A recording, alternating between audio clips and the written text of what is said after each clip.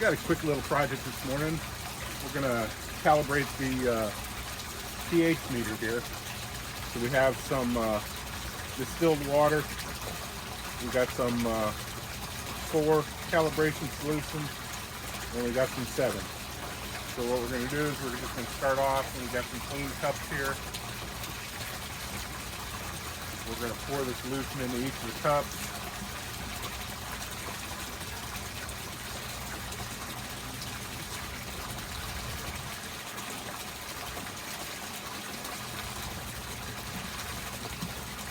And we're going to get the pH probe. I'm going to rinse it really good. And then I'm going to drop it in the 4.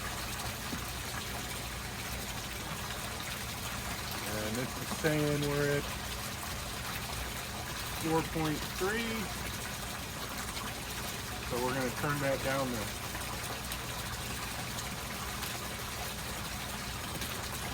That reads 4.0.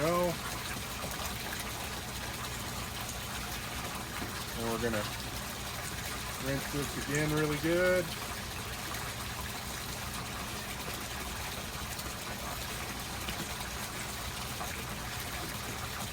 And we're going to drop it in the 7.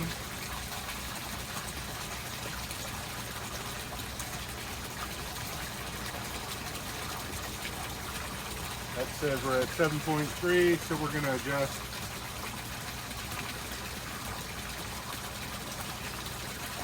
that down to 7. And that's it. It's that simple. We'll go ahead and go back into the distilled water.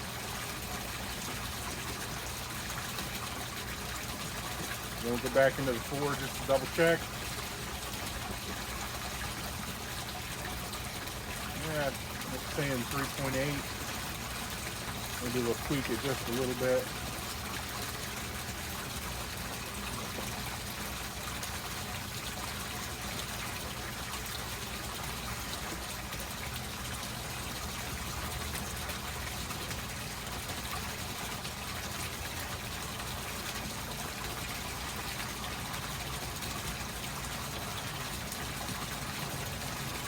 Check the 7. Right there.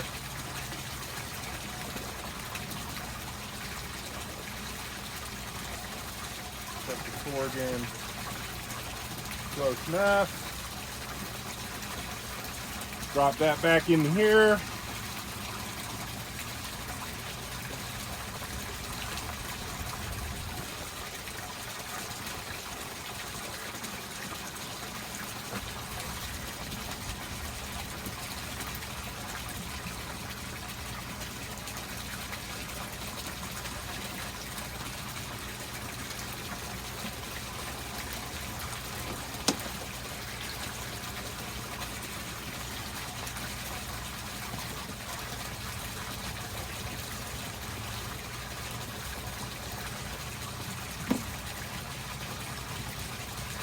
And we're going to let that stabilize, and then we'll take a reading.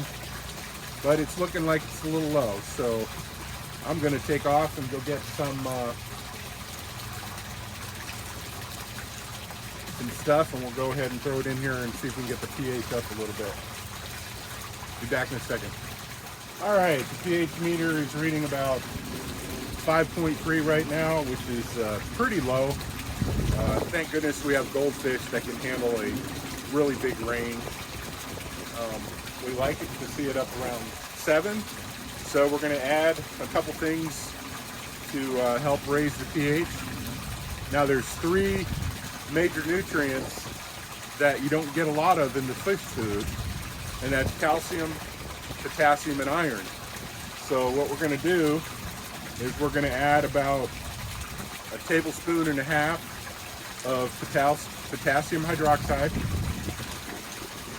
And that's going to give us our potassium.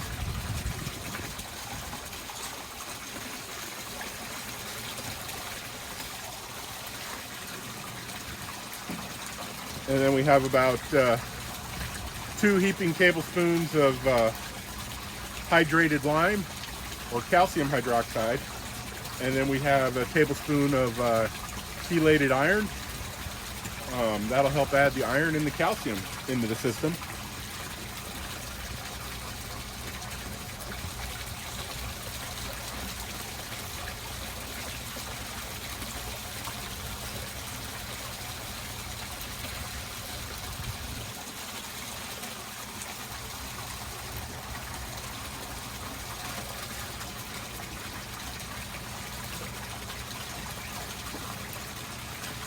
Now that brought this meter up to 11, but keep in mind that's a small tank down there, and there's a lot more water in here in the fish tank and in the grow bed.